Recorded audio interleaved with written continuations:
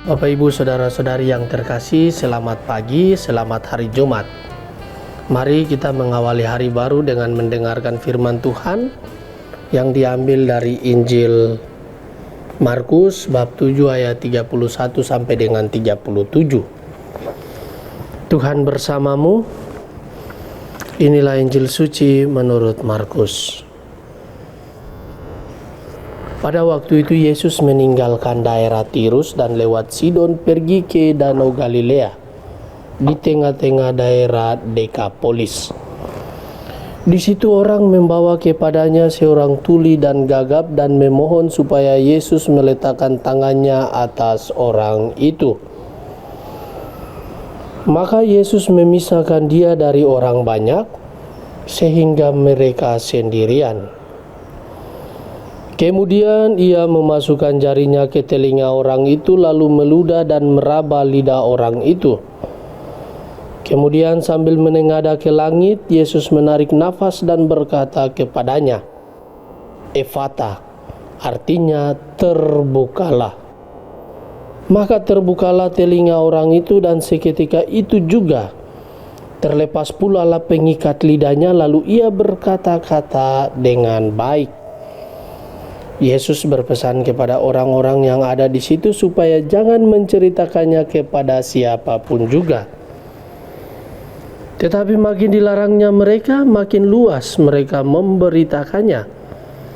Mereka takjub dan tercengang dan berkata, "Ia menjadikan segala-galanya baik. Yang tuli dijadikannya mendengar, yang bisu dijadikannya berbicara." Demikianlah sabda Tuhan. Bapak, Ibu, Saudara-saudari yang terkasih dalam Kristus Tuhan, tema yang kita akan renungkan pada hari Jumat ini adalah Ia menjadikan segalanya baik.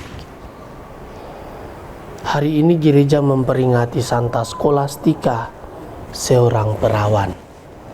Penginjil Markus dalam Injil melihat si bisu dan juga tuli sebagai gambaran manusia yang menutup diri terhadap sabda Tuhan dan tidak mampu lagi memuji Dia. Gerak-gerik Yesus digambarkan dengan cermat.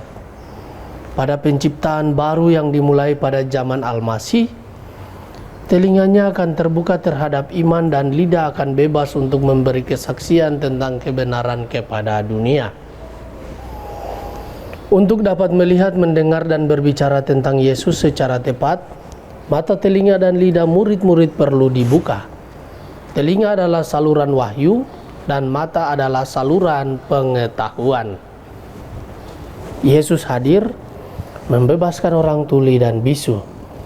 Ia membebaskan dengan cara membuka telinga orang tuli agar bisa mendengar dan melepaskan tali pengikat lidah agar bisa berbicara.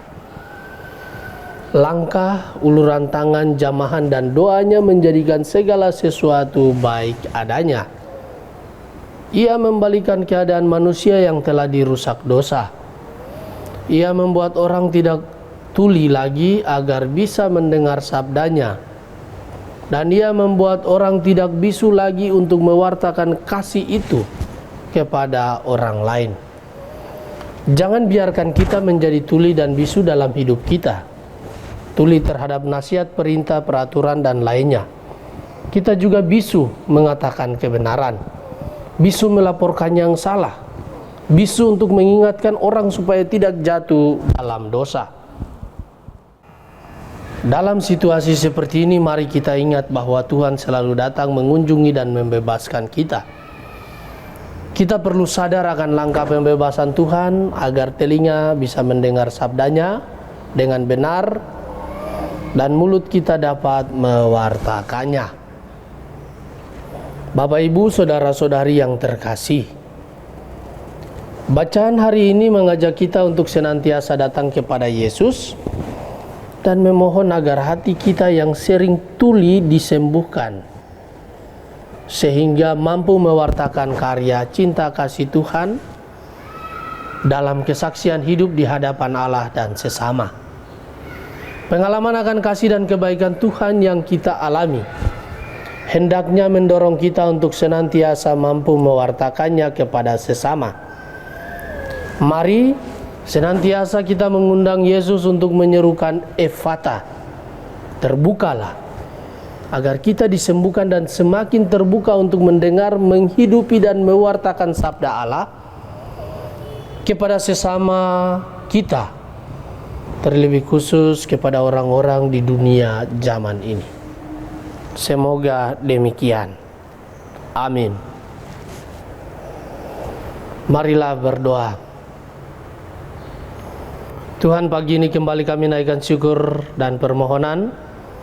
Terima kasih sudah menjaga kami saat tidur maupun bangun. Terima kasih untuk udara sejuk dan segar pagi ini. Bukalah mata hati kami di awal hari ini. Mampukan kami memandang kemurahan dan karya-Mu, serta memuji dan memuliakan-Mu melalui pekerjaan dan pelayanan kami hari ini. Bimbinglah kami selalu untuk menyadari kesalahan kami dan bertobat sehingga kami sungguh rendah hati mau membuka hati dan siap menerima rahmat-Mu yang akan tinggal dalam hati kami. Kristus terang dunia, berkatilah keluarga-keluarga kami. Jadikanlah kami alat kasih-Mu dan pantaskanlah kami menjadi hamba-Mu yang setia. Amin. Tuhan bersamamu.